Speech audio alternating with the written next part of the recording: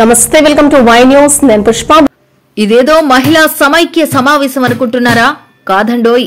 జననేత్రి యనమల దివ్యపై పెళ్లిబిక్కిన మహిళా ఆదరణ. మీ ఇంటికి మీ దివ్య కార్యక్రమం ద్వారా వెల్లువిరిచిన ప్రజా ఆదరణ ఎక్కడా చెక్కు చెదరలేదు. ప్రజాబలమే ఆమె ఊపిరి, అభివృద్ధే ఆమె అజెండా. అంతకుమించి సామాన్యుడి స్థితిగతులు తెలుసుకోవడంలో మహానేర్పి. 10 నెలల కాలంలో ప్రభుత్వ విప్ యనమల దివ్యపై పెరిగిన గ్రాఫ్ కు అద్దం పడుతుంది.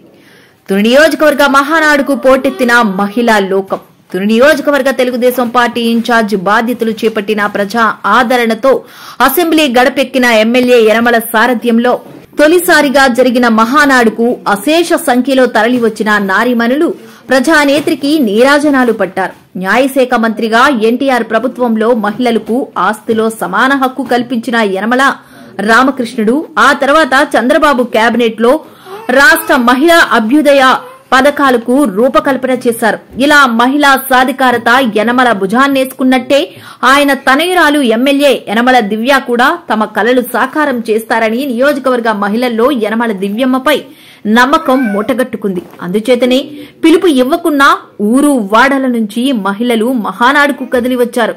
జడివాన్ను సైతం లెక్క చేయని మహిళా మనులు అప్పుడు ఇప్పుడు మరెప్పుడైనా మీ వెంటేనని జననేత్రి యనమల దివ్యకు మహానాడులో చాటి చెప్పారు.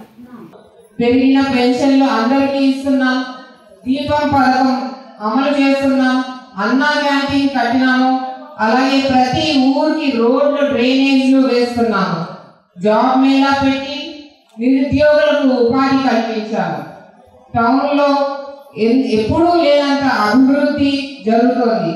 మీ అందరికీ తెలుసు, వచ్చిన 11 నెలల్లోనే మీ యొక్క సహాయ సహకారాల వలన ఇంత అభివృద్ధి చేసుకోగలిగాం. ఇంకా చేయాల్సింది చాలా ఉంది.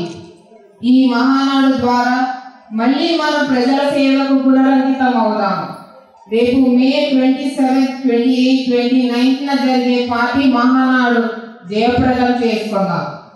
మీకు నేను ప్రత్యేకంగా ఇచ్చే సందేశం ఒకటి: మీరు లేనిదే పార్టీ లేదు, మీరు లేనిదే ఈ అభివృద్ధి ముందుకు సాగదు.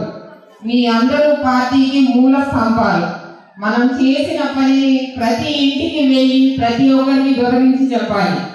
ప్రజల మధ్య ఉండండి, వాళ్ళ సమస్యలు వినండి, పార్టీ విధానాలు వారికి వివరించి చెప్పండి, కొత్త ఓటర్లని ప్రభావితం చేయండి.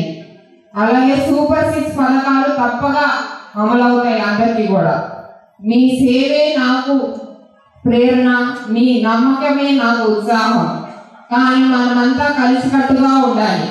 మనం వర్గాలు పెంచితే చులకన అవుతాము, పార్టీ బలహీన పడుతుంది. దయచేసి గ్రూపులు కట్టవద్దు. మనమంతా ఒకటై ముందుకు సాగాలి. మన గుర్తు సైకిల్ గుర్తు. మన నాయకుడు శ్రీ నారా చంద్రబాబు నాయుడు గారు, మన పార్టీ తెలుగుదేశం పార్టీ. జై హింద్, జై తెలుగుదేశం.